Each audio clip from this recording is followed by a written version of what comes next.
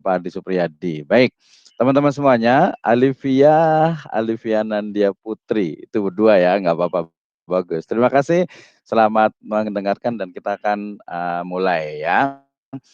Baik, mudah-mudahan saya mau print screen share screen dulu ya. Sebelum kita ini kan suara saya terdengar dengan jelas tidak? Terdengar, Pak. Oke, terima kasih Alivia, Rani, Anissa, Sekar, Fadil. Saya mau share screen dari ini saya. Baik, terima kasih. Kita akan mulai ya. Bismillahirrahmanirrahim. Assalamualaikum warahmatullahi wabarakatuh.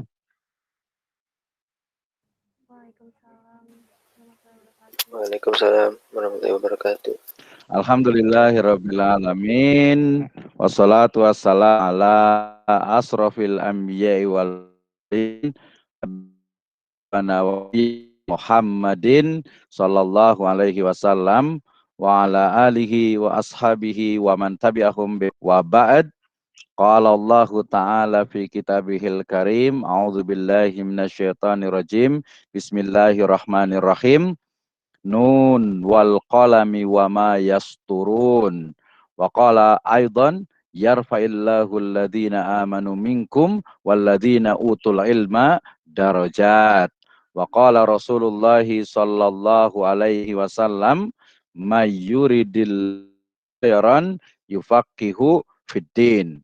Wa fi riwayatin ukhra qala Rasulullah sallallahu alaihi wasallam li ashabihi uktub fawalladhi nafsi biyadihi ma yakhruju minhu illal haqq. Amma ba'd fa inna asdaqal hadisi kitabullah wa khairal huda hudan sallallahu alaihi wasallam. Alhamdulillah, syukur kepada Allah Subhanahu wa taala yang telah memberikan kepada kita kenikmatan iman, Islam dan juga kemudian salawat dan salam marilah sama-sama kepada junjungan salam Habibana wa Nabiyana Muhammadin sallallahu alaihi wasallam, kepada seluruh ahlul baitnya, para sahabatnya, dan juga orang-orang yang senantiasa mengikuti jejak sunnahnya hingga akhir zaman. Alhamdulillah teman-teman semuanya, seluruh mahasiswa di program studi Ekonomi Syariah UPNVJ Jakarta, dan juga ada beberapa 3 orang ya sandwich program kita di program Ekonomi Syariah juga ya. Alhamdulillah bisa hadir di tempat ini ya, alhamdulillah bisa hadir di dalam kesempatan ini merujuk kepada RPS ya di rencana program semester itu. Materi kita di pertemuan yang ke-11 ini sebenarnya terkait dengan ini ya, dengan tema kita hari ini. Saya buat judulnya itu lebih sederhana, yaitu menulis karya ilmiah. Ya, secara spesifik kalau teman-teman di program ini adalah materi di pertemuan yang ke-10 atau ke-9 maaf, yaitu tentang bagaimana cara kita membuat ya pendahuluan dalam sebuah penelitian ya. Saya pikir awalnya kita mau bicara tentang kuantitatif, tapi insya Allah di metode tentang kuantitatif insya Allah 1 atau 2 pekan yang akan datang. Jadi kita akan fokus kepada bagaimana membuat satu pendahuluan dalam sebuah karya tulis ilmiah. Baik, teman-teman semuanya, nanti juga saya tidak monolog, kita akan buat dialog sehingga nanti akan lebih menarik untuk pembahasan kita. Nah, tentu saja ya seperti biasa saya awali dengan firman Allah Subhanahu wa taala dalam surat Al-Qalam ayat pertama. Ya, nun wal qalami wama yasturun, demi pena atau nun, demi pena atau demi kolam ya. Ini sebenarnya yang benar itu kalam itu kolam itu pena dan apa yang dituliskannya atau apa yang mereka tuliskan. Ini berbicara tentang bagaimana konsep ya dari penulisan dalam Islam, khususnya lebih spesifik dalam Al-Qur'an. Ternyata sangat luar biasa tentang penulisan ini ya. Kemudian kedua juga bahwa salah satu dari bentuk ya Allah Subhanahu wa taala itu mengangkat derajat kita itu adalah karena ilmu yang kita miliki. Nah, salah satu ilmu yang kita miliki itu adalah selain diamalkan, didakwahkan. Salah satu cara mendakwahkannya itu adalah dengan menulis. Ya, tentu saja tadi dakwah dalam arti yang luas ketika bicara tentang ekonomi syariah, apalagi yang intinya adalah maslahat, itu adalah juga bagian dari dakwah. Kemudian juga dari Nabi SAW ketika Nabi dan juga para sahabatnya ya, ada sebuah riwayat dari beliau ya bahwa di masa dahulu itu ya beberapa sahabat itu menuliskan, sahabat Nabi itu menuliskan semua yang dituliskan atau semua yang didengar yang diucapkan oleh Nabi ya. Maka kemudian orang-orang Quraisy itu mengatakan, kenapa engkau itu menuliskan semua yang datang dari Nabi? Ya, maka kemudian Nabi SAW bersabda, uktub, tulislah, ya kan? Fawalladzi nafsi biyadihi, demi jiwaku yang ada di tangannya, di tangan Allah Subhanahu wa taala, la yakhruju atau ma yakhruju minhu, tidaklah keluar dari Nabi sallallahu alaihi wasallam, minhu itu artinya dari mulut yang mulia Nabi sallallahu alaihi wasallam, illa hakun, kecuali kebenaran. Nah, ini juga satu motivasi bagi kita ya untuk bagaimana agar kita itu menuliskan dalam bentuk makalah. Kemarin itu di UCP 1 itu ada membuat artikel, kemudian di UCP 2 juga membuat persiapan ada proposal sebelumnya, kemudian membuat artikel. Itu salah satu dari bentuk kecintaan kita kepada Nabi Shallallahu Alaihi Wasallam. Nah, ini sebagai motivasi kita ya. Baik teman-teman semuanya, nah di pendahuluan atau background atau latar belakang saya akan mengatakan bahwa yang namanya mahasiswa, kita itu kan mahasiswa ya. Ya antum semuanya ya teman-teman semuanya ini adalah mahasiswa. Karena itu di mahasiswa itu kita punya kewajiban ya. Apa itu kewajibannya? Yaitu sebenarnya dimulai dari menulis makalah ya, kemudian menulis juga artikel ilmiah, dan yang paling pasti insya Allah taala adalah skripsi untuk level S1, untuk tesis untuk level S2 dan juga disertasi. Nah, jadi ini menjadi sebuah kewajiban ya selama nanti peraturannya itu belum berubah ya. Nanti biasanya kalau di manajemen bisnis syariah itu biasanya dia bukan skripsi, atau mungkin kalau di diploma dia bukan skripsi tapi dia ada tugas akhir, dan itu pun menuliskan apa yang disebut dengan tugas akhir atau laporan akhir. Ya di level sarjana tentu saja S1 ini ya skripsi, ya di magister ya tesis, di PhD, di doktoral ya disertasi. Nah, tentu saja tadi tulisan dalam bentuk skripsi, tesis dan disertasi itu adalah hasil dari sebuah penelitian. Ya, jadi bukan sesuatu yang sifatnya itu fiksi, bukan sesuatu yang sifatnya itu renungan ya secara keseluruhan, bukan, tetapi itu hasil dari sebuah penelitian yang dilakukan oleh seorang peneliti. Nah, mahasiswa ya baik S1, S2 ataupun S3 itu adalah seorang peneliti yang nantinya akan menghasilkan apa yang disebut dengan laporan penelitian, dan juga nanti sekarang yang lebih spesifik itu adalah artikel ilmiah, artikel jurnal ilmiah. Nah, pertanyaannya yang menjadi materi kita pada hari ini adalah bagaimana menulis karya ilmiah. Ya, bagaimana menuliskan sebuah karya tulis ilmiah, baik itu makalah, artikel jurnal, skripsi, tesis, dan juga disertasi. Nah, saya kasih jawaban satu saja atau tiga ya. Menulis, menulis, dan menulis. Kenapa? Karena dengan menulis, teman-teman semuanya yang sudah ada di semester 4, 5, 6 gitu ya, insya Allah kan sudah sering bikin sudah sering bikin makalah gitu kan, sehingga ya nggak aneh lah kalau untuk masalah menulis, apalagi yang memang konsen di dunia tulis menulis. Jadi intinya kenapa kita harus belajar atau kenapa kita harus belajar menulis? Karena kita memiliki kewajiban untuk ya mahasiswa S1 memiliki kewajiban untuk menyusun skripsi.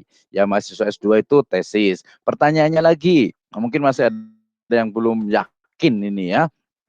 Pertanyaannya itu kenapa kita harus menulis skripsi? Ya, kenapa kita harus menulis skripsi? Tadi kan Pertama itu kenapa kita harus belajar menulis? Karena kita itu diusahakan untuk menulis artikel jurnal. Ya, kenapa kita harus menulis artikel melatih membuat makalah dan lain sebagainya? Karena kita nanti di akhir dikit lagi ya yang semester 6 ya, itu kita harus menulis skripsi, yang di S2 berarti tesis. Nah, pertanyaannya lagi saya ulang, kenapa kita harus menulis skripsi dan tesis? Maka jawabannya adalah untuk melatih kita ya, baik dari sisi soft skill, kemudian juga hard skill, dan yang paling penting adalah brain skill. Ya, brain skill itu ada yang menyebutnya sama dengan soft skill sih, tapi ini brain skill itu lebih ke arah intelektual, ya, lebih ke arah bagaimana kecerdasan dia dalam menganalisis satu permasalahan. Nah, teman-teman semuanya, kita lanjutkan lagi ya. Jadi tadi kalau umpamanya ditanya, mahasiswa S1 ditanya kenapa harus menulis skripsi?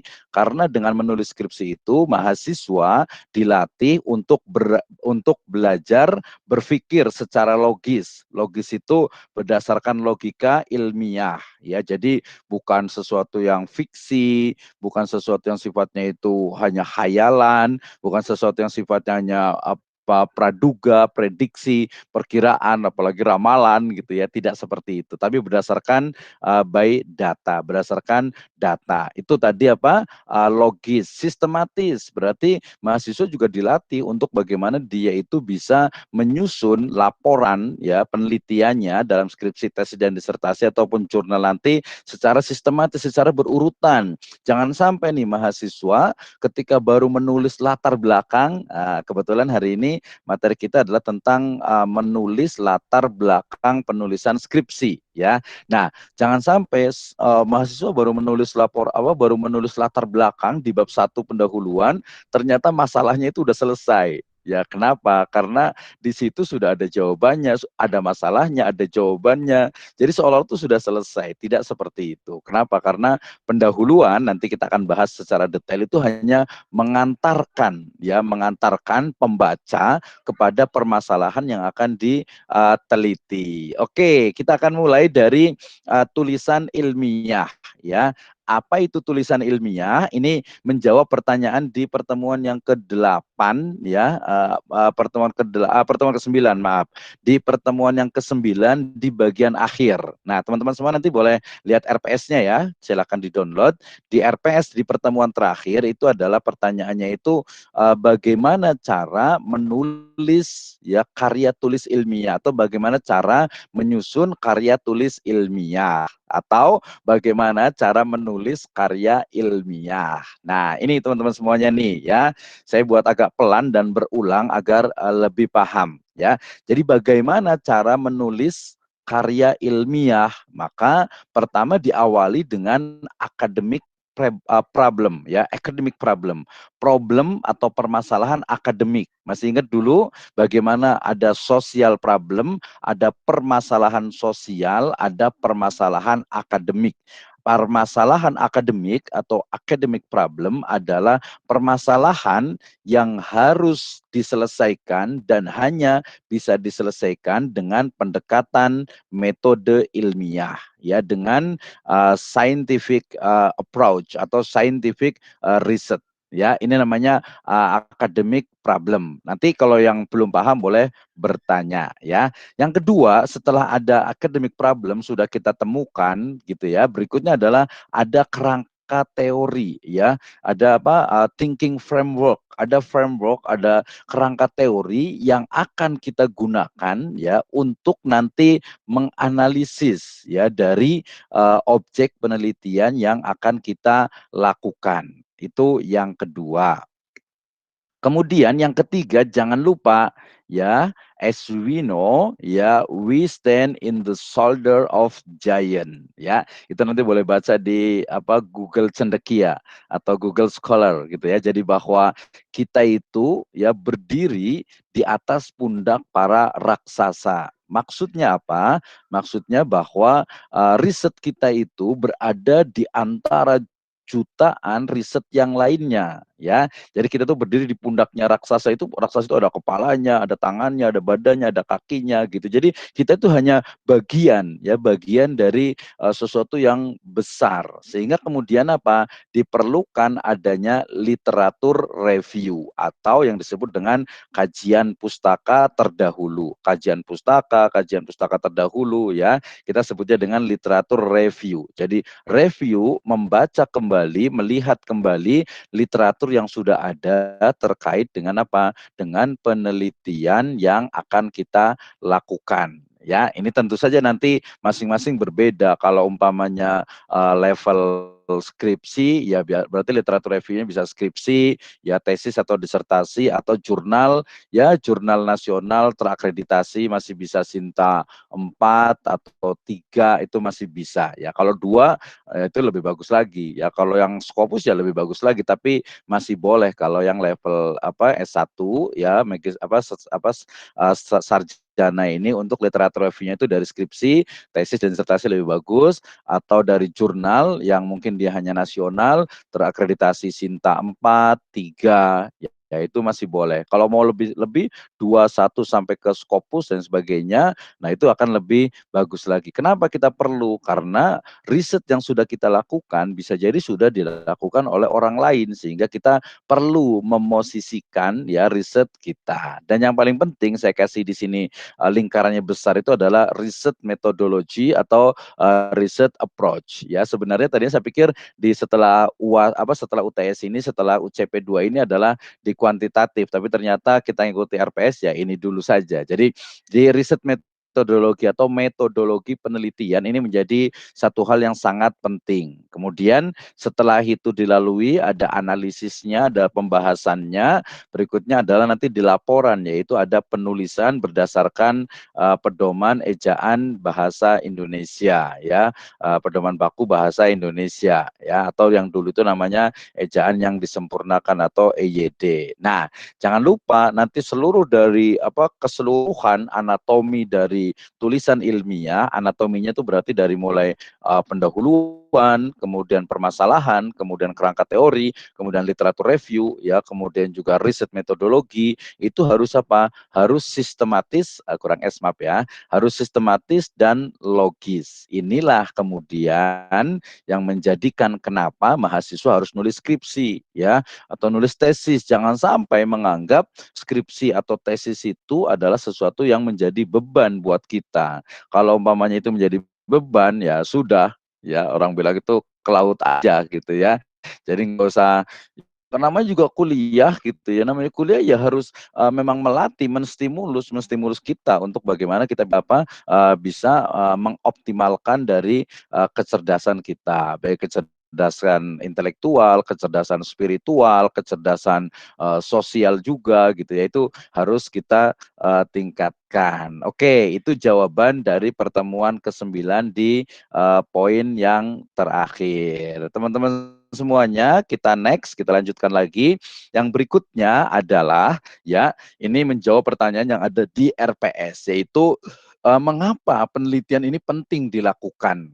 Ya, saya menggunakan istilah urgensi dari objek atau objek penelitian, ya. Singkat saja sebenarnya, tapi pembahasannya sangat luas nih. Jadi pertanyaan lebih sederhana juga, pertanyaan yang lebih simpel, ya, lebih sederhana, yaitu kenapa Anda, ya, memilih objek ini sebagai penelitian. Nah, mudah-mudahan jelas ya. Jadi saya ulang lagi, ya. Jadi pembahasan ini di slide ini adalah kenapa Anda memilih objek penelitian ini. Dan ini pasti insya Allah Ta'ala itu akan ditanyakan dalam sidang proposal skripsi ataupun tesis. Kenapa Anda meneliti tentang umpamanya pasar PD Jaya umpamanya. Ya, kalau di Bogor pasar Pakuan Jaya. Kenapa? Oh, karena pasar itu sekarang itu sudah mulai sepi. Nah, itu jadi alasan argumentatif, ya. Jadi alasan yang logis. Jadi jangan sampai ketika umpamanya ini ada mahasiswa melakukan penelitian di salah satu bank lah, ya, di salah satu bank, ya. Nah, kemudian ketika ditanya oleh dosen penguji, ditanya, "Kenapa Anda melakukan penelitian di bank ini?" ya karena gampang gitu, pengen gampang gitu mahasiswa. Iya Pak, karena saya rumahnya deket Pak dengan bank ini, kebetulan rumah saya di dekat belakang apa ruko banknya. Itu tidak boleh, itu tidak ilmiah gitu ya. Jadi alasan geografi itu tidak bisa dijadikan alasan untuk sebuah riset penelitian. Jadi kenapa Anda melakukan penelitian di Pasar PD Jaya ya, Pasar PD Jaya ya, karena pasar PD Jaya itu sekarang itu sepi Pak. Ya, contohnya mana? Ya mungkin di Pasar Senen gitu ya, Pasar Tanah Abang, atau mungkin pasar mana lagi tuh, Pasar Burung gitu ya. Nah, itu di Pramuka sana gitu kan ya, atau mungkin pasar di Kenari sana ya, di Jakarta Pusat sana agak sepi gitu ya. Walaupun kita nggak bilang sepi banget gitu ya. Agak sepi. Kenapa? Oh, mungkin karena Karena efek dari dari e-commerce umpamanya, dari pasar online dan lain sebagainya. Jadi ada argumentasi. Nanti kalau umpamanya ada teman-teman yang pengen tahu pengen riset di hotel syariah umpamanya. Nah, kenapa Anda memilih hotel ini sebagai objek penelitian? Karena jawabannya karena hotel ini memiliki prestasi yang luar biasa. Dia umpamanya mendapatkan penghargaan sekian tahun untuk hotel yang paling bersyariah, layanannya itu memuaskan dan lain sebagainya. Atau mungkin membuat sebuah penelitian tentang kasus tertentu. Kenapa Anda melakukan penelitian tentang murabahah emas gitu ya? Oh, karena jawabannya adalah karena murabahah emas ini di fatwa DSN itu sudah dikeluarkan, boleh gitu kan. Kemudian di perbankan juga sudah diimplementasikan gitu kan. Tapi ternyata ada beberapa ustadz, ada beberapa tokoh yang mengatakan bahwa murabahah emas dengan cara kredit itu haram, itu tidak boleh. Nah, ini apa yang menarik buat saya nih Pak, sebenarnya kayak gimana sih sebenarnya, walaupun itu nanti ke arah hukum ya, atau mungkin yang lainnya. Contohnya hutang luar negeri. Nah, kita ingat ya bahwa yang namanya kita ekonomi syariah itu bukan hanya yang ada kata-kata syariahnya, tetapi di sana di bulatan biru ini saya menyebutnya dengan maslahat dunia akhirat ya, maka itu adalah ekonomi syariah. Saya kasih contoh, umpamanya kita ingin tahu sebenarnya dampak dari jumlah utang luar negeri ya terhadap kebijakan fiskal di Indonesia. Wah, tinggi banget sih ya sebenarnya, tapi nggak apa-apa. Ya, jadi kita pengen tahu sebenarnya utang luar negeri itu yang katanya semakin banyak, wallahu alam ya, kita nggak tahu ininya. Tapi kemarin saya ngedit buku dari Kementerian Keuangan, ya ternyata di Kementerian Keuangan sendiri ada divisi khusus yang mengatur tentang utang gitu ya, tentang utang, bagaimana utang ini jumlahnya, limit paling atasnya itu berapa agar keuangan negara itu tetap eksis, tetap stabil gitu ya. Kemudian juga yang tidak diperbolehkan itu berapa gitu ya. Kemudian standar idealnya berapa ya. Kemudian standar yang kita disebut kaya itu seperti apa, itu divisi utang ya di keuangan, di Kementerian Keuangan itu sudah ada. Nah, kita pengen tahu dampak ya dari jumlah utang terhadap kebijakan fiskal ya, terhadap mungkin gaji dari ASN ya, atau mungkin bagi TNI dan lain sebagainya. Nah, itu kan kayaknya kan nggak ada kaitan dengan ekonomi syariah. Ya, seolah-olah itu tidak ada, tetapi sejatinya di sana ada kemaslahatan untuk Negara Kesatuan Republik Indonesia sesuai dengan kampus kita ini, yaitu kampus bela negara. Pokoknya yang ada maslahatnya dunia akhirat. Nah, makanya di sini urgensinya. Jadi kalau pertanyaannya tadi, mengapa penelitian ini penting dilakukan? Kenapa Anda memilih objek penelitian ini? Ya, maka jawabannya adalah pertama, karena adanya kebutuhan dari masyarakat. Artinya masyarakat itu memerlukan adanya solusi ya, masyarakat memerlukan adanya jawaban, memerlukan adanya satu problem solving untuk berbagai kebutuhan yang mereka ada di masyarakat ya. Umpamanya masyarakat itu dibuat risau dengan adanya bangke atau bank keliling ya, atau mungkin sistem umpamanya dari sisi permodalan ya, atau mungkin dari beberapa lembaga keuangan syariah yang mereka itu belum yakin, belum percaya gitu ya, atau mungkin masyarakat kita yang terkenal religius ini selalu mengaitkan sesuatu itu dengan agama, sehingga ya semua itu harus ini boleh nggak nih gitu ya, ini sah nggak nih, ini halal tidak nih, ya bagus juga gitu kan. Jadi pertama itu ketika ditanya kenapa Anda memilih objek dari penelitian dalam skripsi Anda? Maka jawabannya adalah karena permasalahan ini permasalahan yang merebak di masyarakat, banyak di masyarakat, dan masyarakat itu membutuhkan adanya jawaban. Jadi masyarakat itu dia secara umum, secara keseluruhan gitu ya. Nanti secara spesifik itu lebih ke arah komunitas gitu ya, ke arah komunitas ya. Komunitas ini contohnya saya selalu cerita riset terbaru saya juga yang di Baduy, tapi dia terkait dengan kebutuhan lahan ya. Jadi di sana itu masyarakatnya itu semakin banyak ya. Sekarang itu lebih kurang ada 15.000 jiwa ya di itu satu desa ya, satu desa itu ya, tapi ternyata lahannya itu tidak bisa bertambah. Tidak boleh bertambah karena masyarakat komunitas adat itu komunitas ya. Komunitas adat itu mereka nggak bisa tuh kalau keluar dari tanah ulayat itu. Nah, berarti harus apa yang dilakukan? Nah, itu riset saya dan itu ada di jurnal Scopus. Silakan teman-teman boleh dicitasi juga, boleh dikutip juga. Itu di Tourism and Geocities Journal ya. Nah, itu di komunitas. Oh, berarti memang komunitas itu memerlukan bahwa komunitas itu memerlukan mereka itu memerlukan tanah. Jadi apakah mereka akan dibiarkan hidup miskin dalam artian jumlah lahannya itu berkurang sementara mereka suruh transmigrasi sekarang udah nggak ada ya. Lagian juga nggak mungkin mereka nggak mau ya. Kemudian juga mereka menggarap di tempat lain pun kalau yang Baduy dalam itu juga mereka nggak boleh gitu ya, nggak boleh dan lain sebagainya. Atau mungkin saya juga pengembangan dari riset ada mahasiswa Tazkiyah juga tentang masjid ini, tapi kemudian saya rubah, saya ganti kalau mahasiswa Tazkiyah itu di Prodi Muamalah itu menggunakan ANP, saya menggunakan hanya perspektif Makosidi. Jadi bagaimana manajemen dari masjid ya, kemudian yang berbasis Makosidus Syariah. Ini juga menjadi hal yang menarik. Atau yang teman-teman memang suka di sosial umpamanya sebelum ke kuantitatif, yang suka di sosial umpamanya, oh saya pengen tahu sebenarnya yang gampang aja deh kira-kira persepsi mahasiswa UPNVJ terhadap ekonomi syariah. Nah, kita akan ambil, itu kan berarti populasinya berarti kan seluruh mahasiswa UPNVJ ya, UPNVJ itu. Nah, kemudian kita akan spesifikkan jangan yang ekonomi syariah, karena kalau prodi ekonomi syariah ya insya Allah mereka positif gitu ya, mereka insya Allah akan ya setuju dengan itu. Tapi kita akan ambil dari umpamanya dari mungkin agak sedikit menantang ya, masih sama di FEB juga, masih di Fakultas Ekonomi dan Bisnis atau Fakultas Ekonomi dan Manajemen di UPNVJ ini, yaitu prodi ekonomi yang umum. Nah, gimana sih sebenarnya mahasiswa mereka, persepsi mereka terhadap terhadap ekonomi syariah. Nah, tentu saja nanti bukan hanya persepsi, tapi nanti ada peningkatan dari sisi riset metodologinya. Jadi bukan hanya persepsi, tapi nanti ide, gagasan, bahkan mungkin mau ke kemarin yang di kualitatif atau mungkin kuantitatif atau mungkin kemarin pengaruh dan lain sebagainya, evaluasi program dan sebagainya, itu sangat memungkinkan sekali. Kemudian ada juga yang memang biasanya ini yang paling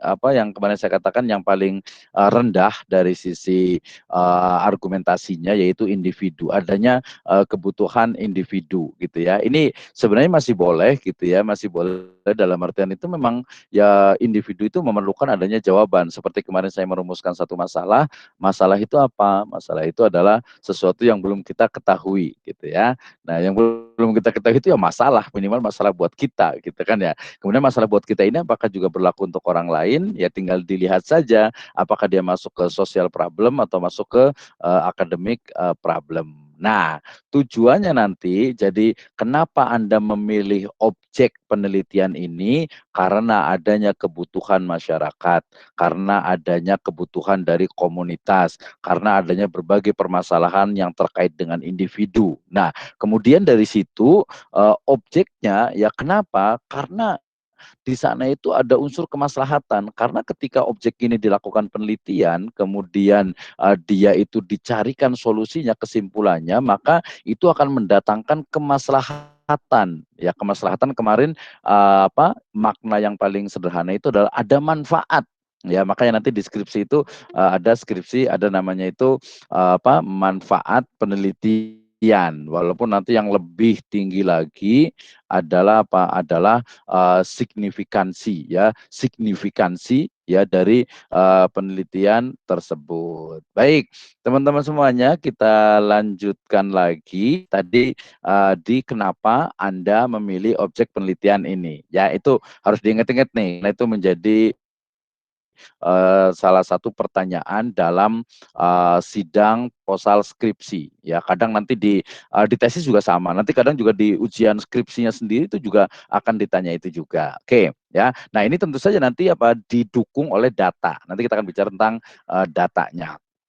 Kemudian yang berikutnya. Nah, berikutnya adalah merumuskan masalah penelitian. Ini di pertanyaan kedua saya merujuk kepada RPS. Jadi bagaimana sih cara merumuskan suatu masalah dalam penelitian gitu ya. Jadi masalah dalam penelitian insya Allah kemarin sudah paham ya, yaitu adanya gap antara teori dengan implementasi ya. Kemudian adanya fakta dan data yang berbeda ya.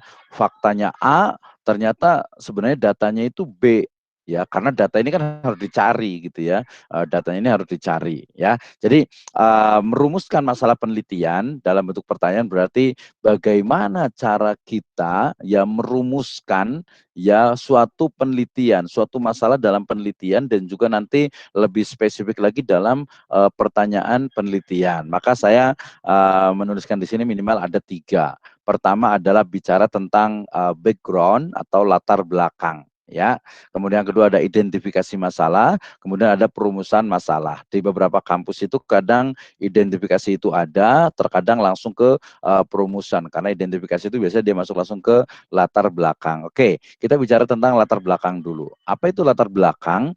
Ya, latar belakang itu adalah pemaparan yang mengantarkan kepada pembaca ya untuk apa? Untuk sampai kepada permasalahan atau objek yang akan kita lakukan penelitian. Berarti di latar belakang ini ada yang namanya berbagai teori ya yang kita kutip. Tapi nanti dia berbeda dengan di kerangka teori di bab kedua berbeda. Ini hanya menyebutkan pertama itu bicara tentang fakta ya yang ada di lapangan gitu ya. Kemudian nanti ditambahkan dengan teori yang ada. Contohnya ketika bicara tentang ini pure murni ekonomi ya. Ketika bicara tentang naiknya harga-harga kebutuhan pokok menjelang lebaran. Nah, ini kan berarti kenapa ya terjadi kenaikan barang-barang kebutuhan pokok ketika ketika akan lebaran ya, kebutuhan pokok, kebutuhan biasa pun pada naik semuanya gitu. Nah, kita menemukan satu teori dalam ekonomi bahwa ketika demand, ketika permintaan itu naik ya, maka harga itu akan naik. Ah, itu berarti teori yang digunakan. Salah satu yang digunakan. Jadi itu untuk menguatkan dari argumentasi kita. Kenapa harga barang-barang itu naik ya di ketika akan lebaran? Karena memang permintaannya itu semakin banyak ketika akan lebaran. Nah, kemudian tapi nanti itu kan ceteris paribus ya, memang sesuatu yang memang tidak ada unsur yang lainnya ya itu. Tapi kalau faktanya tentu saja ya banyak juga, ada juga beberapa bukan karena permintaan banyak tapi memang ngikutin tren. Contohnya kemarin saya beli kemarin saya beli alpukat.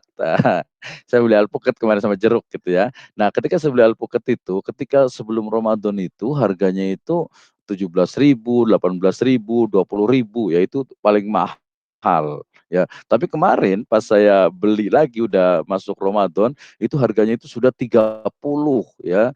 Bahkan di tempat lain itu ya, di tempat lain di satu toko itu sudah ke 35.000 dengan kualitas alpukat yang sama. Nah, berarti apakah memang permintaan alpukat itu meningkat ketika akan lebaran? Oh, bisa jadi. Itu bisa menggunakan teori tentang ketika demand itu meningkat, maka maka harga itu akan meningkat. Tapi ada juga nih yang ternyata ada yang cukur naik juga. Oh, itu berarti dia pengecualian dalam artian tuh ya belum tentu juga yang cukur itu banyak gitu ya. Atau mungkin penjual-penjual baju yang sifatnya baju-baju apa ya, yang biasa, bukan baju untuk lebaran gitu. Mereka ya cuman ikut-ikutan doang. Itu kita berlaku apa, teori tentang ceteris paribus. Oke, balik lagi ke tadi. Ya,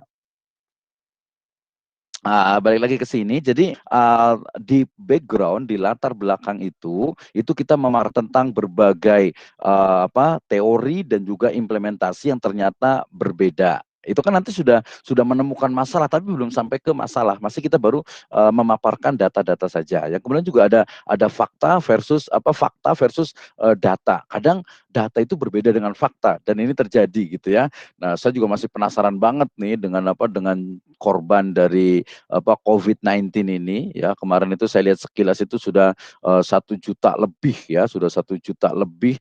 Ini luar biasa sekali. Nah, tinggal kita konfirmasi saja. Ini sebenarnya tugas apa, para peneliti nih ya.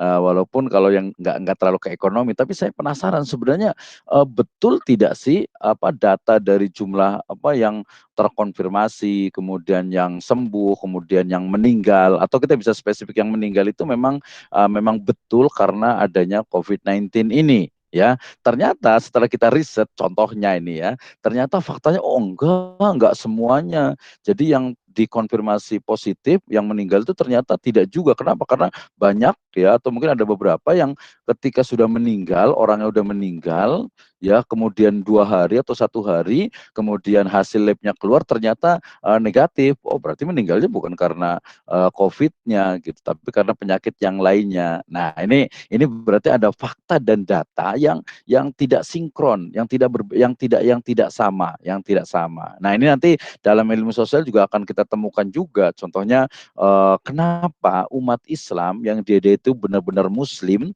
ya, yang kita tahu ada teori namanya itu teori credo atau teori syahadah. Teori syahadah itu adalah teori yang menyatakan bahwasanya kalau kita itu sudah bersyahadat ya, asyhadu alla ilaha illallah wa asyhadu anna muhammadar rasulullah, maka kita itu wajib untuk melaksanakan seluruh aturan Islam. Kita tidak boleh menolaknya gitu kan. Nah, tapi ternyata kok ada ya masyarakat yang masih menolak riba. Dalam artian itu menganggap riba itu boleh. Nah, ini kan berarti teorinya apa, teorinya itu ada jelas ya, kemudian kok faktanya mereka masih mengonsumsi riba, padahal tadi ada teori credo. Oh, teori credo ini berarti kemudian dia secara general dan tidak berlaku secara spesifik. Kenapa? Karena mungkin orang itu akan mengatakan dari mulai mungkin dia alasannya dia tidak paham dengan agama, atau mungkin pemahamannya itu tidak selaras dengan umpamanya DSN MUI, atau mungkin dia mengikuti apa, hawa nafsunya gitu ya, dan atau kepentingan dunia yang lainnya. Oke, jadi itu adalah di latar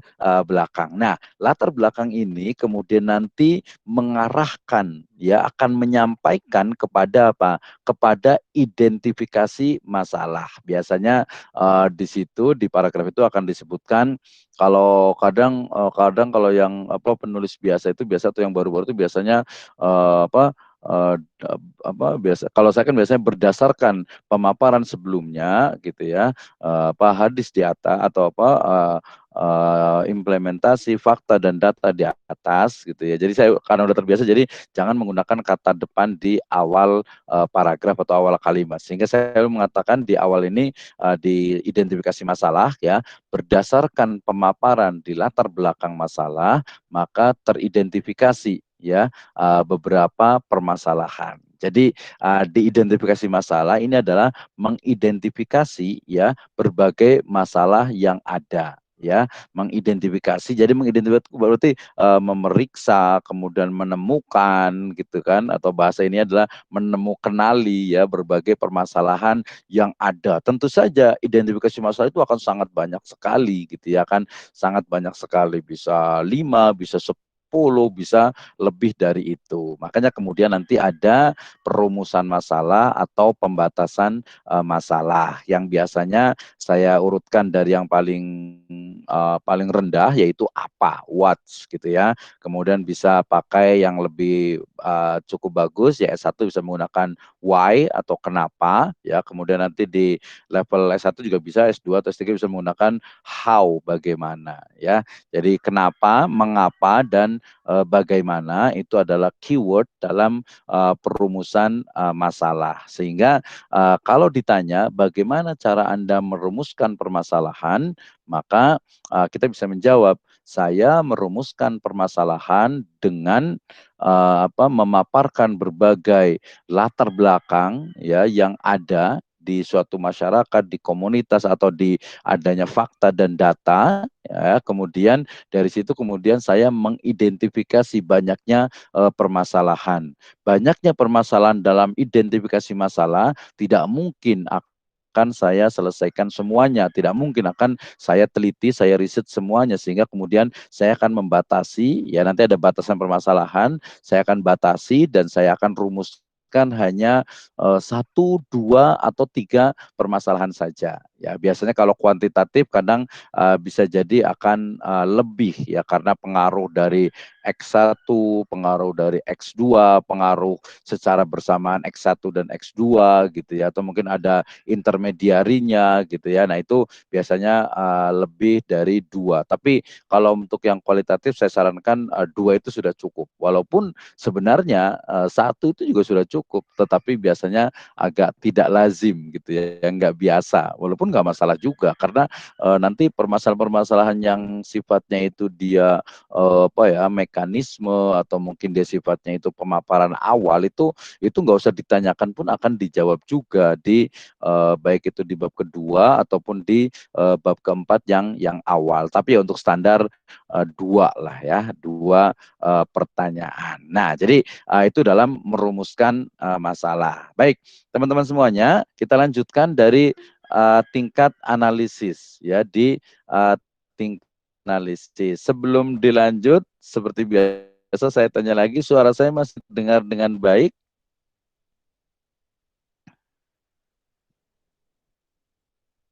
Bagaimana dengan suara saya? Masih ada ya? Baik, kita Masih, Pak. lanjutkan. Terima kasih. Masih, Pak. Oke, oh iya agak lama. Oke, terima kasih. Aduh, sampai ngilang nih ini saya ini. Baik, kita lanjutkan. Mudah-mudahan sudah paham, nanti kita sampai, dikit lagi. Ini saya yang baru bergabung, nggak apa-apa lah. Kita admit aja, ada beberapa teman dari ini. Kita lanjutkan. Maaf, tadi belum di admin dulu. Kita lanjutkan di tingkat analisis ya, di tingkat analisis. Kenapa? Karena ini penting ya. Termasuk juga banyak mahasiswa yang sering bertanya itu tentang bedanya apa ya antara skripsi, tesis, dan disertasi. Ya, jawabannya sederhana. Jawabannya adalah tingkat analisisnya. Tingkat analisisnya itu yang paling sederhana, walaupun nanti ada dari sisi teori yang digunakan, kemudian dari sisi juga kutipan atau dari sisi referensi itu juga ya sangat mempengaruhi. Tapi yang saya sederhana adalah tingkat analisisnya. Jadi tingkat analisisnya itu yang beda. Baik teman-teman semuanya, tadi di sebelumnya itu di tentang merumuskan masalah ya. Nah ini di tingkat tingkat analisis ya, tingkat analisis maksud saya. Ya kalau S1 itu ya menguraikan kadang sudah bisa lulus gitu ya. Ada level naik sedikit, ada menganalisis. Nanti kemudian di level master dan juga doktoral itu ada evaluasi.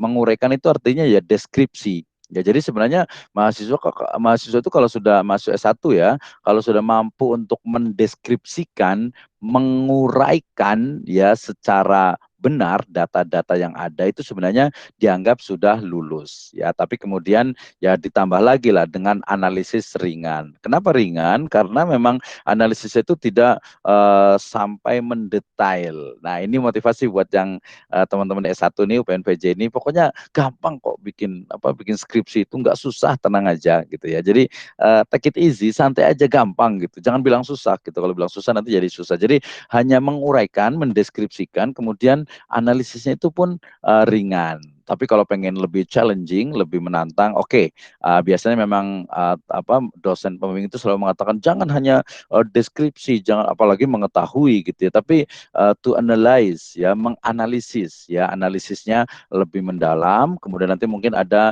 evaluasi ringan itu biasanya di rekomendasi. Nah, cara menganalisisnya tentu saja nanti dengan riset metodologi ya, riset metodologi yang datanya itu valid, reliable dan seterusnya. Kemudian nanti di level yang lebih tinggi ada riset untuk evaluasi program ya.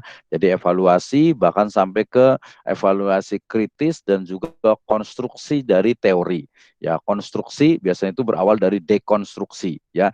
Dekonstruksi itu untuk menginikan ya, dekonstruksi berarti menghancurkan gitu ya. Menghancurkan artinya merobohkan ya, merobohkan atau membatalkan ya, atau menyerang ya, sampai dia itu merobohkan satu teori yang sudah ada ya. Dalam dunia pendidikan loncat sedikit ya, umpamanya, atau jangan pendidikan lah ya, kalau pendidikan itu tentang ada teori tabula rasa gitu ya. Jadi teori tentang bahwa manusia itu, anak kecil itu seperti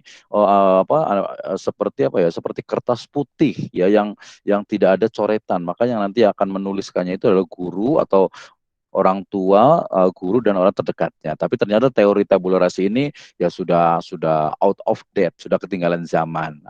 Dalam Islam, dalam ekonomi itu teori tentang bahwasanya mungkin kita bisa mengatakan ya, kalau umpamanya bicara tentang dinar dirham gitu ya, saya nggak mengatakan itu perlu didekonstruksi, tapi ya kurang relevan gitu ya, kurang relevan bicara tentang dinar dirham dalam konteks sekarang gitu ya, walaupun nanti lebih dia sebagai satu jaminan dalam di kolateral gitu, itu mungkin masih bisa. Tapi kalau kita bicara tentang dinar dirham dalam konteks digital ekonomi sekarang ini, kayaknya ya udah nggak, kurang relevan ya gitu ya, kurang relevan. Nanti mirip dengan kalau dalam politik, saya nggak suka politik sebenarnya. Dalam politik itu kita dalam negara kesatuan Republik Indonesia, kita bicara tentang kita dalam kesatuan negara kesatuan Republik Indonesia, tapi kok ada orang yang bicara tentang negara Islam, negara ada kafir zimmi gitu, kafir harbi. Nah itu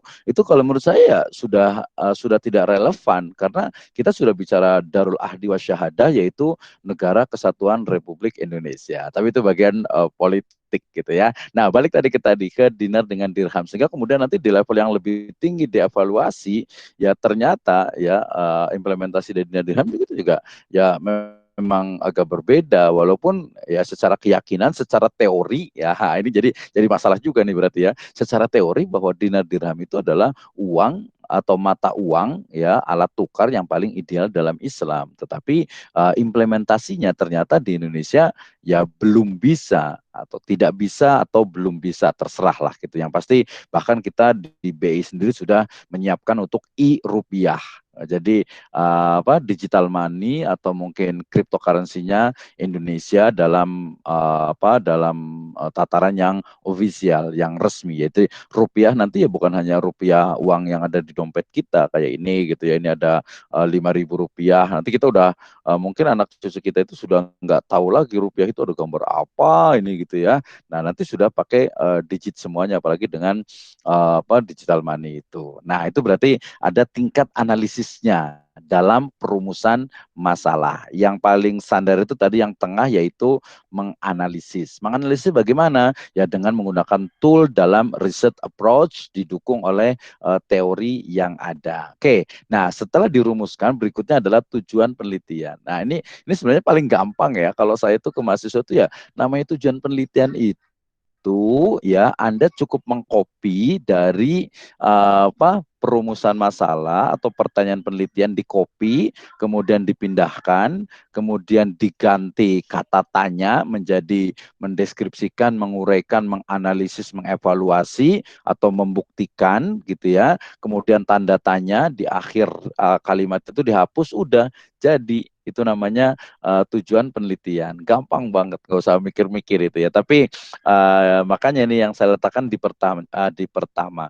Bagaimana cara Anda merumuskan tujuan penelitian? Pertama adalah menjawab pertanyaan penelitian. tadi kan, gampang banget di copy, kata tanya diganti, kemudian tanda tanyanya itu dihapus, diganti dengan menganalisis, menguraikan, mengevaluasi, membuktikan dan seterusnya ya, dan yang lainnya. Nah, itu menguraikan atau menganalisis. Itu yang paling gampang, itu S1 udah diterima. Bahkan S2 juga pertanyaan penelitian juga seperti itu. Artinya tujuan penelitian juga seperti itu. Tapi ada juga yang level agak lebih tinggi, yaitu mencari solusi permasalahan. Khususnya ada solusi kasus ya. Solusi kasus berarti ada case study yang memang perlu lebih dijabarkan. Jadi bukan hanya yang ada di pertanyaan penelitian. Kemudian juga ada yang lebih tinggi lagi, yaitu solusi yang lebih menyeluruh ya, yang lebih menyeluruh. Tapi ini mungkin masih ini di level magister dan doktoral. Ada juga tadi yang kritis itu adalah ada dekonstruksi, ada rekonstruksi ya. Wah, ini levelnya agak tinggi nih ya. Jadi umpamanya nih, kemarin saya masih agak ini juga tentang satu teori mengatakan, kaedah gitu bahkan, bahwa negara itu tidak bisa hidup, tidak bisa berjalan tanpa adanya pajak.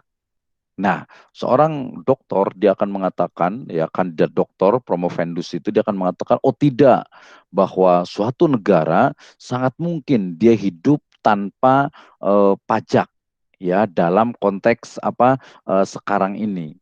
Ya, jadi yang pertama mengatakan negara itu tidak bisa berjalan tanpa pajak. Ini kan kita ngomongin ekonomi ya, ekonomi syariah juga pajak, karena pajak dalam Islam juga ada juga gitu ya, ada pajak yang disebut dengan doribah. Nanti kalau untuk yang zimmi itu ada jizyah gitu ya. Kemudian ada juga ijtihad terbaru. Oke, jadi ada satu teori mengatakan bahwasanya tadi kan kita dekonstruksi ya. Jadi negara itu tidak bisa berjalan tanpa adanya pajak. Tapi seorang dokter dia akan berani mengatakan bisa suatu negara itu berjalan tanpa adanya pajak. Nah, itu rekod. Jadi dekonstruksi, kemudian dia merekonstruksi teorinya, itu membangun teori dan memberikan alternatif jawaban lebih ya, atau lebih komprehensif gitu ya. Nah, ini tapi ini ya nantilah. Tapi kalau teman-teman yang challenging, wah saya pengen tahu nih, oke nggak apa-apa, silahkan ya. Nah, kemudian setelah tahu rumusan, ini ada signifikansi. Ini biasanya memang ini biasanya risetnya itu yang berbasis kepada permasalahan yang ada di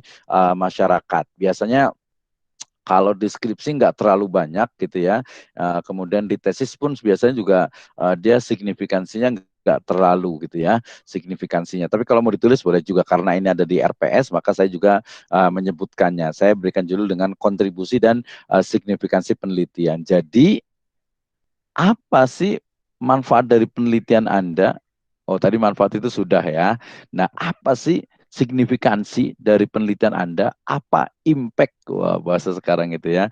Apa impact dari riset Anda? Apa cuma selesai sarjana doang gitu ya? Apa cuma sampai ke tesis doang, sampai disertasi doang? Banyak juga yang seperti itu gitu ya. Ini yang mungkin menjadikan negara kita itu kurang maju ya, kurang maju. Kenapa? Karena akademisinya itu kadang ya udahlah, yang penting sarjana, di sini berarti SE nanti ya. Wah, selamat nanti di sarjana ekonomi. Sebenarnya sarjana ekonomi Islam ya, tapi sarjana ekonomi syariah, tapi nanti gelarnya SE saja, SE, atau mungkin yang di ME juga. Jadi Anda cuma dapat SE doang, dapat ME doang, tapi ternyata riset Anda, skripsi Anda, tesis Anda itu tidak ada signifikansinya, tidak ada impact-nya. Kenapa? Karena terlalu biasa gitu ya. Jadi terlalu biasa sekali skripsinya gitu. Walaupun nanti ya lihat-lihatlah kemampuan kita ya. Kalau kita tahu oh kemampuan kita ternyata segini, oh ya udahlah, nanti dosen mudah-mudahan bisa memahaminya gitu ya. Tapi yang pasti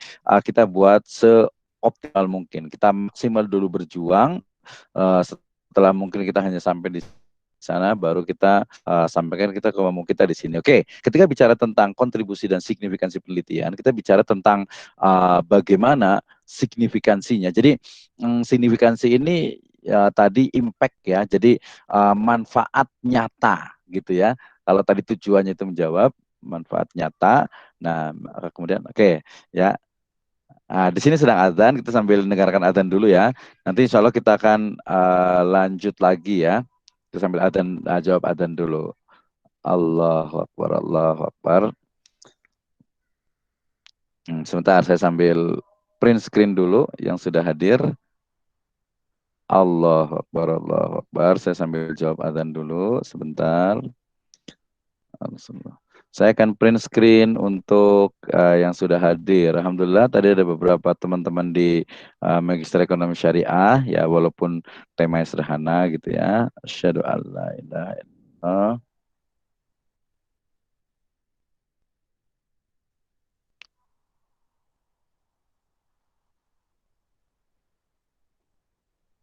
Asyhadu alla ilaha illallah.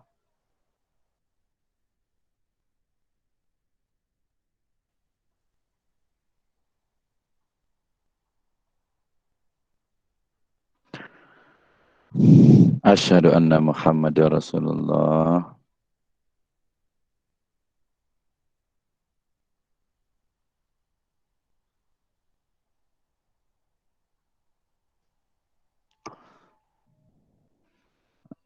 Asyhadu anna Muhammadar Rasulullah.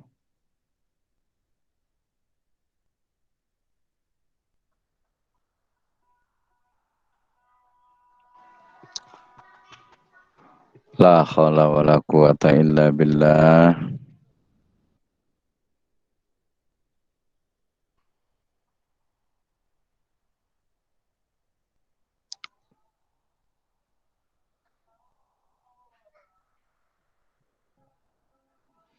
La haula wala quwata illa billah.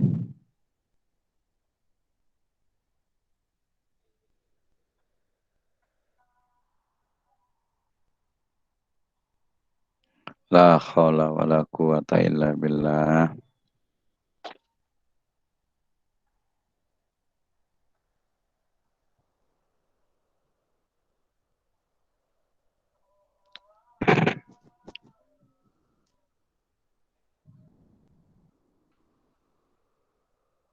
La haula wala quwata illa billah.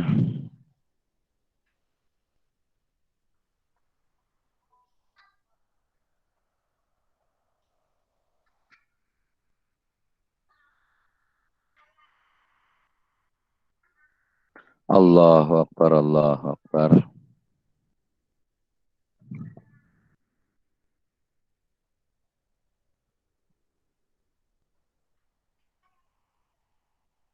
La ilaha illallah Muhammadur Rasulullah sallallahu alaihi wasallam. Allahumma rabb hadhihi da'wati tammah wa salatil qa'imah ati Muhammadal wasilal fadilah wa ba'athu maqama mahmudan ladzattah. Alhamdulillah, terima kasih. Kita lanjutkan lagi karena kemarin ingat ya Robo kemarin saya agak lambat dikit. Jadi saya akan tambahkan lebih kurang saya akan bicara sedikit lagi kita 5 menit ke depan, kemudian nanti saya akan berikan waktu 10 menit untuk yang bertanya, termasuk nanti saya akan kasihkan challenge untuk hari ini untuk di pertemuan yang akan datang. Kemarin belum jadi ya. Baik, kita lanjutkan ya sampai 15 menit ke depan insya Allah ya. Nanti kalau yang mau sholat dulu juga boleh. Nanti saya agak undurkan sedikit sholat zuhur saya.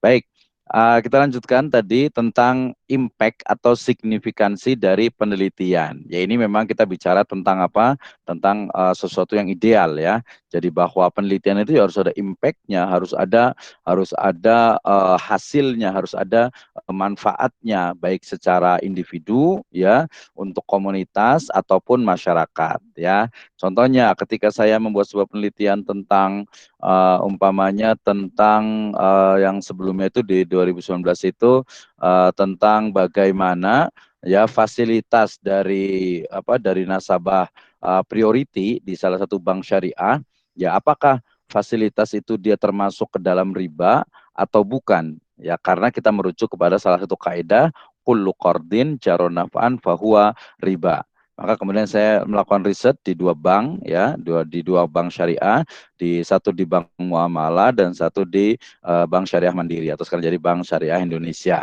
Nah, saya fokus kepada berbagai fasilitas yang diberikan kepada nasabah priority atau nasabah prioritas. Jadi kalau di Bank Muamalah itu dulu itu ya, kalau kita punya uang 250 juta atau ya 250 juta, kemudian itu bisa masuk ke nasabah prioritas ya. Kalau di BSI itu 100 ya, kita punya 100 juta itu masuk ke nasabah prioritas. Nah, ternyata di nasabah prioritas ini dia fasilitas itu berbeda dengan nasabah yang retail yang lainnya. Kenapa? Karena dia mungkin dari mulai tempatnya ya lunchnya itu tempat untuk ketemunya pun itu berbeda, biasa di ruangan tertentu ya. Jadi ini ruangan untuk nasabah prioritas. Kemudian nanti dari sisi nanti di situ biasanya ada kopi, ada makanan, ada minuman, kemudian juga nanti ada majalah, biasanya ada koran, kursinya juga sofanya juga bagus ya. Kemudian juga nanti biasanya dia akan didampingi oleh asisten untuk istilahnya itu melayani dia gitu ya, mau nabung mau apa, jadi nggak perlu antri di customer gitu ya, nggak perlu antri di ini dan lain sebagainya. Nah, riset saya itu melihat ini dia termasuk riba atau bukan ya gitu. Kenapa? Karena ya kita bicara tentang ternyata secara individu gitu, secara komunitas juga, secara masyarakat juga mereka perlu jawaban. Jangan-jangan fasilitas dalam nasabah prioritas ini termasuk riba. Kenapa? Karena tadi merujuk pada kullu qardin jaronafan bahwa riba. Pengen tahu hasilnya nanti bisa baca di jurnal TIFBR ya, Tazkiyah, jurnal untuk Islamic Business Review di tahun 2019. Silahkan. Oke. Ya, jadi kontribusi, signifikasi dan juga impact-nya itu bisa berlaku secara individu karena untuk menyelesaikan masalah yang dia personal gitu ya. Kemudian juga bisa yang memang komunitas tertentu, masyarakat tertentu ya, ini dia tentu saja menjadi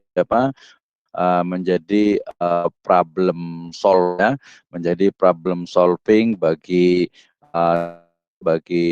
masyarakat tersebut, dan juga tentu saja bagi masyarakat secara umum, di mana di sana itu akan memunculkan kemaslahatan ya, kemanfaatan di dunia dan juga di akhirat. Jadi impact-nya itu ya kita bisa urutkan dari yang sifatnya itu individual, community ya, kemudian juga people ya, untuk publik, untuk masyarakat. Nah, nanti signifikansinya umpamanya tadi saya pengen riset tentang pasar, umpamanya tentang pasar jaya tadi, ingat ya. Oh, berarti ini impact-nya apa nih?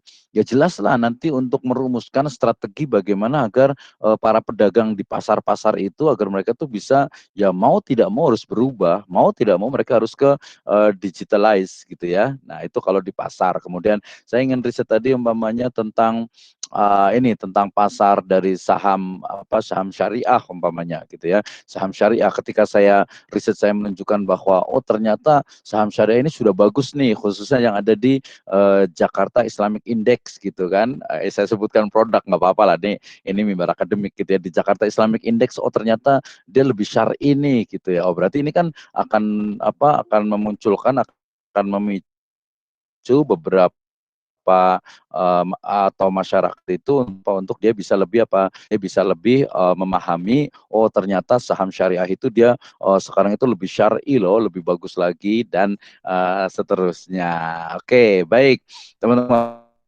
Kemudian sedikit lagi tadi di impact nih ya di masyarakat, ya tentu saja ya saya selalu katakan bahwa ekonomi syariah bukan hanya di sana yang mengandung unsur ada Al-Qur'an, ada hadisnya, tetapi semua hal, semua aktivitas ekonomi yang di sana ada kemaslahatannya, itulah ekonomi syariah. Contohnya umpamanya tentang manajemen pengelolaan sumber daya alam umpamanya di Indonesia. Kemudian ya terkait berarti dengan kekayaan laut, kekayaan udara, kekayaan tanah, kekayaan umpamanya yang barang tambang dan lain sebagainya, itu juga bagian dari ekonomi syariah. Sehingga kalau ada mengatakan ada reboisasi untuk mangrove umpamanya, itu juga itu syariah. Kenapa? Karena di situ ada hibdun nafasnya, dia itu menjaga manusia, masyarakat gitu ya. Jadi ini lebih luas lagi. Walaupun kalau mau lebih spesifik, kita spesifikkan ekonomi. Kalau ngomongin ekonomi ya merujuk saja ke Undang-Undang tentang Pengadilan Agama. Di situ ada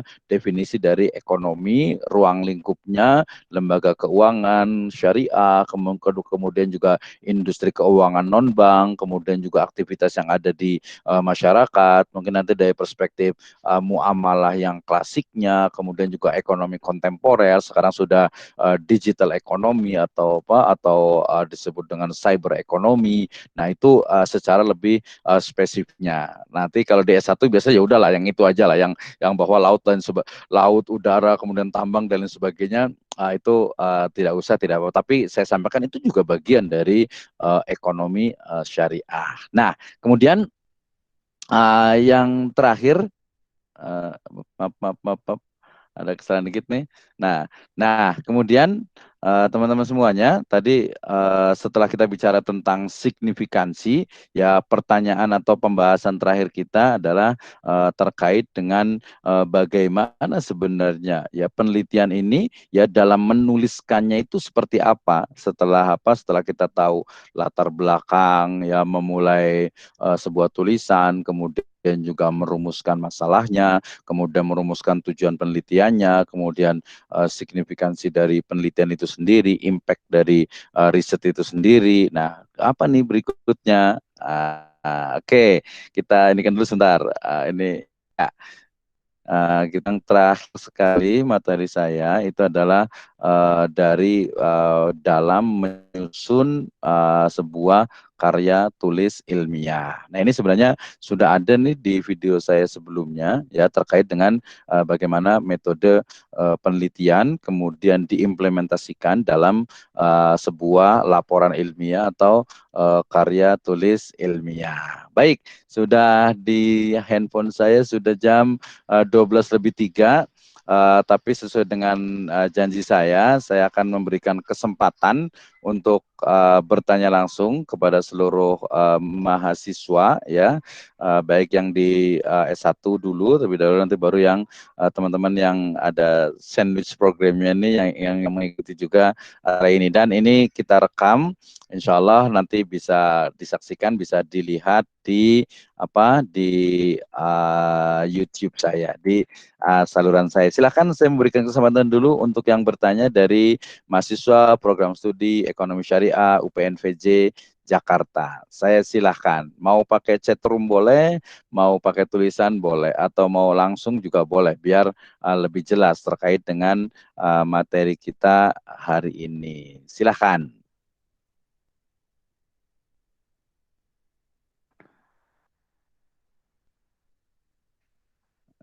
Iya, silakan.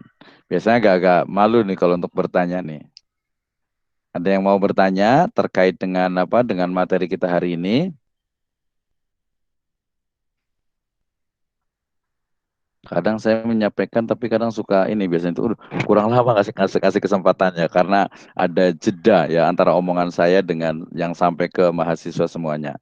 Oke, silakan yang mau bertanya secara langsung atau melalui chat room. Nanti kalau itu di WA juga boleh. Silakan.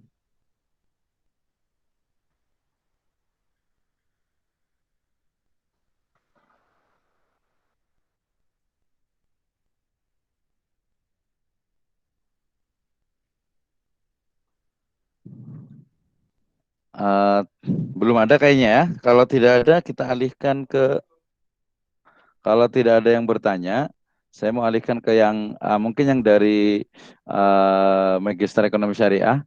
Ada yang mau bertanya, disilahkan. Ada Bu Dewi Sartika, ada Pak Herdi, tadi ada Pak Andi Haris. Ini Suhendra, Suhendra siapa nih ya? Nah, silakan kalau ada yang mau bertanya, yang mau dijelaskan. Ada yang mau ditanyakan, disilahkan. Silakan, ada yang mau nanya? Ada yang mau nanya nggak nih? Udah mau duhur ya? Belum biasa nih.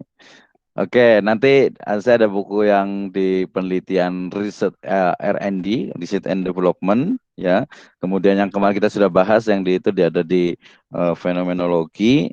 Kemudian ada yang mau nanya nggak nih? Nanti disela saja ya kalau kalau ada yang mau nanya, ya. Karena nanti kalau nungguin suka agak kelamaan. Nah, ini di yang kuantitatif. Oke, baik. Yang untuk yang S2 kalau tidak itu boleh selesai. Terima kasih untuk kebersamaannya menyertai kita. Ya terus langsung boleh juga karena saya mau ngasih challenge untuk yang S1 terkait dengan ini ya. Jadi salah satu dari rapat di UNVJ itu bahwa mahasiswa itu harus dilatih untuk kerjasama, termasuk juga dari sisi soft skill-nya. Nah, terkait dengan soft skill, Nanti saya akan komunikasi dengan Fadil ya. Dengan Fadil, ketua kelas. Fadil, boleh dengar suara saya? Saya Iya, Pak. Oke, semangat Fadil ya. Udah mulai lemas? Iya, Pak. Siap, Pak. Oke, ya baik. Terima kasih. Saya stopkan dulu recordingnya.